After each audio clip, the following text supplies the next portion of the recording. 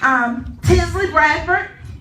What I know about Tinzley is just an awesome woman of God. She's been participating in the Single on Purpose group. She's out of Atlanta, Georgia. She is, you can just Google her. You can see several of her accolades, several of her accomplishments, several talk shows, several forums that she's participating in. I'm just humbled that she would take time out of her busy schedule to come to little bitty old Columbus, Georgia, and be right here with us.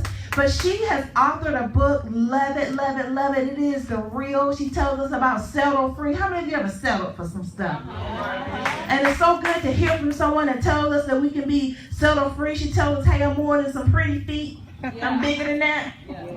So I just love it. She's also a single mother coach, a relationship mentor, because sometimes we need that mentor. And we just talked about that accountability partner, somebody that's going to mentor us through it. And some of us who sometimes we don't need scriptures just thrown at us. Okay. Now we know that the word changes us, definitely. But how do I walk this out? How do I live it?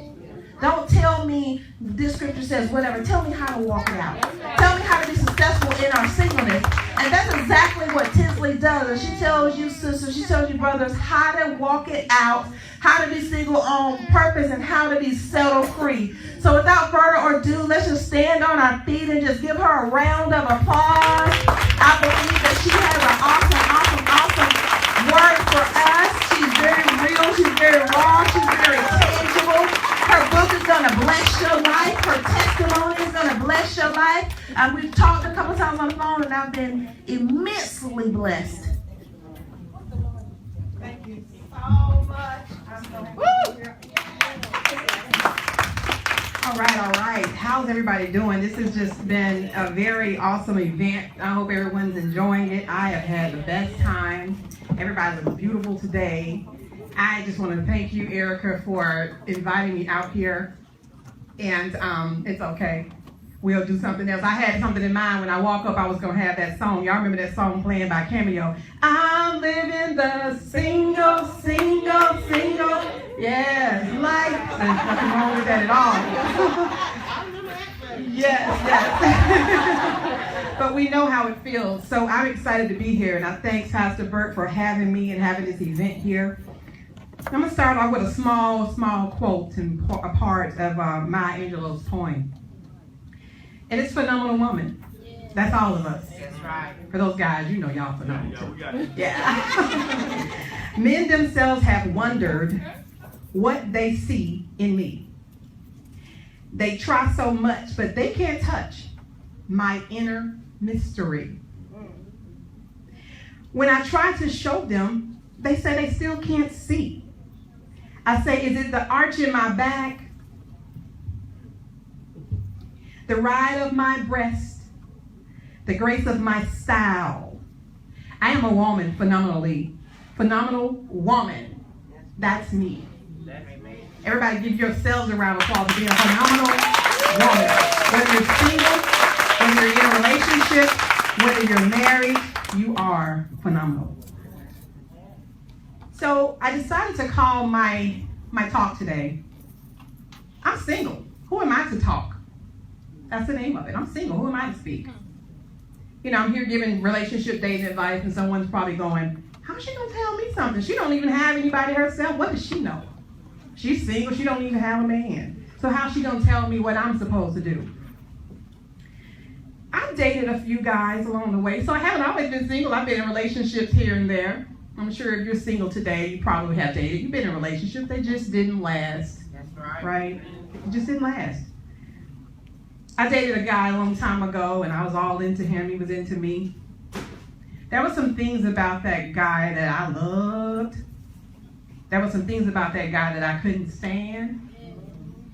And I later learned out I found out when we broke up that he actually was a pedophile. And he had done time in jail for that. I'm certain my daughter might have been next. My grandchild might have been next. I want to give a shout out to my best friend too. She drove me all the way here. I'm putting eyes on you, Felicia. I want to make sure I didn't forget that my daughter's with me and my grandson's with me here as well. Thank y'all for helping me. The devil tried to block it. My car broke down, but I said, Alicia, can you take me? She said, absolutely. You're not blocking this. I dated a guy. We were together. Next thing I know, I found myself down at the Fulton County Jail, pretrial detention center here and there, putting money on his books every other week, taking high-priced phone calls every other day. He was a career criminal. Where would my life be if I stayed with that guy? I'm single trying to find Mr. Right, hoping that Mr. Right finds me, because we talked about earlier, just like the lovely Amisha said, you don't have to look because he's going to find you. But see, I wasn't looking, I wasn't paying attention to what God said. I was looking. I admit I was looking. I was that one that when she said earlier, if he was hot, fine, sexy, tall, good looking, making good money, you're going to say, hey, I'm Tinzley, you see me? That was me. That was me. I dated a guy, we were together. I always wonder, why is it that I can never go over his house? Why has he always got to come over my house? Why we always got to get a room? Why can't I ever go to his room? Just hang out. He always coming over my place, so why can't I go to his? Found out later he was married with kids. And I also dated a guy, I found myself feeling like, and I didn't even have kids at this time, but I felt like I had a child. He needed something paid for. He needed something to eat. He needed somewhere to sleep. He didn't drive because he doesn't do things like that. No, I'm serious. He told me when I asked him why he doesn't drive, he said he tries to date women he doesn't have to do those things for. Exactly where are you trying to go and who are you trying to go with, and you don't think you don't have to drive. So the name of my book is A Settle-Free Dating Method for Women for a Reason. I ain't selling for that. Not at all. Finally, I dated a guy who, get this, I found out, he told me, he said, I want to tell you something about me that you don't know just yet. I said, oh, what is that? Mom, cute. Oh, what you want to tell me?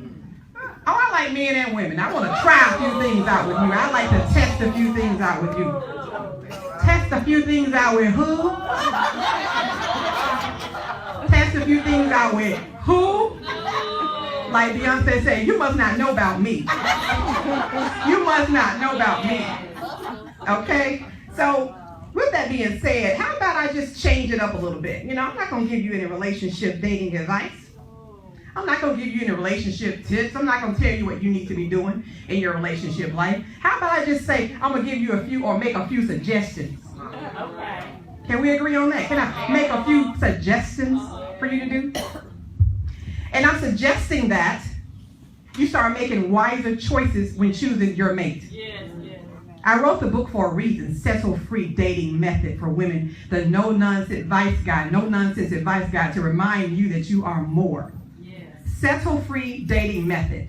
So what that means is you are living a settle-free life, not even just in relationships, but in everything you're doing. You're choosing better careers. You're choosing better friends. You're making wiser dating choices, and you're making sure your mate is ordained for you. What a beautiful couple here. Give them a round of applause for their unity.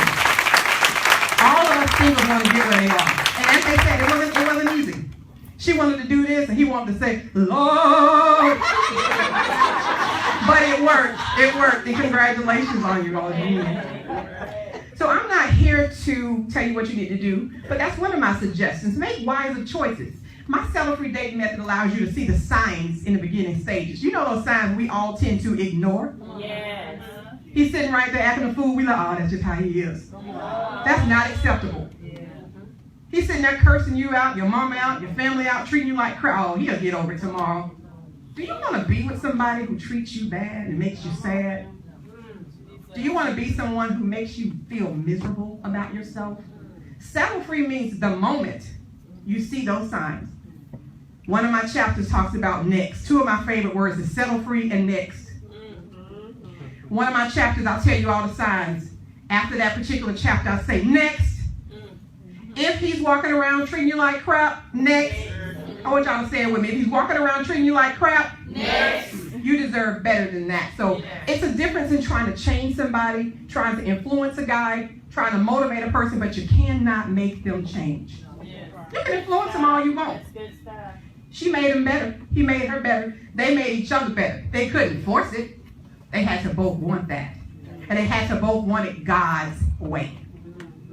people make excuses for God. Well, I just do this one time. God understands. He knows we're human. Huh? God don't need you speaking on his behalf. He told you don't do it.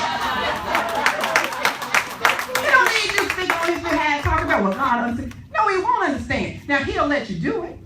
He'll let you fall flat on your face. Yes, he will. Then he'll watch you sit there and struggle and sit in your mess that you created. He'll come back. He won't ever leave you or forsake you. But he'll let you learn the hard way. Amen. I'm suggesting that you stop playing mama to grown people. I'm suggesting that. You tired of digging in your wallet, feel like you always having to do everything?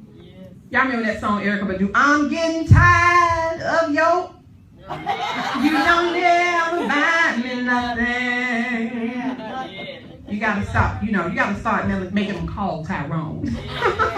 I love that song. But if you find yourself doing everything in a relationship, and that's from orchestrating, going out, the phone calls, you're doing the texting, you're doing the initiating, you're the one trying to make it work, you're calling, making the plans, you're the one, come over here and sleep in here. You can lay in my bed tonight, you want to use my car. You are playing mama.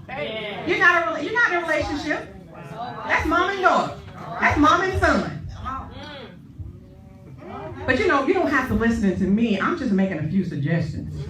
I'm not giving you no relationship tips or anything. I'm just making a few suggestions. Don't worry about what I'm saying. If you want to keep playing with that and keep taking them around in your car and driving around in your car while when you at work, he's riding somebody else in your car and letting him sleep over your house while you at work, he got somebody else in your bed. And you want to continue to do those things, give him money to pay for stuff, and then when the bills ain't paid, he's sitting there going, well, you paid it last month. You playing mama. I'm gonna make another suggestion here. I'm not trying to just love suggesting because you don't have to do it. It's just a suggestion. Because outside I was gonna start doing the things that I suggest to you to make life easier for myself. And guess what? To make life easier for him. Because what you keep messing with me, life won't be easy. Stop sending sexy photos to somebody you just met in the grocery section. I'm minding my business one day on my lunch break, so I went inside Publix to grab something I needed for later on that day. When I tell you I met a guy in the Publix grocery produce department. He was flirting with me, talking to me, asked for my phone number. He gave me his. Oh, this is cool. When I kid you not, I tell you, I got in my car, headed back to work. Before I reached the parking lot, I got a text, send me a sexy pic. I don't think y'all heard that. Send me, who you just met in the produce section, a sexy pic. Cindy came back, hey, send me a picture. I told you about this.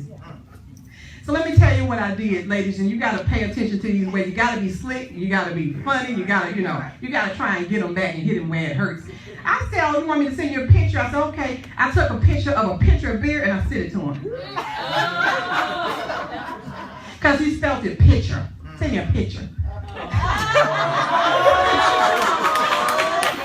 Bam. You're not going to mess it up. Use your imagination. Huh? You see how I'm built. You can imagine what it's like. But if you want to get to know me, date me, pursue me, find out more, then marry me. Stop making excuses on behalf of the guy and making excuses for why he does what he does. These tips I'm giving you are real. These suggestions I'm making will help. The moment I stopped making excuses for knuckleheads, and that's what I'm calling them, knuckleheads, they exist. They exist. I am so sorry. Knuckleheads exist. And that is what that book I wrote, The Settle-Free Dating Method, is for, is to eliminate the crap from the dating process before you make the mistake of living and being with that person for the rest of your life. I always compare relationships to when you're looking for a job. You go to that job, you're looking for full-time work. Why would you fill out an application for part-time work if you know you're looking for full-time work? Then when you get hired, you're like, well, this ain't no more hours.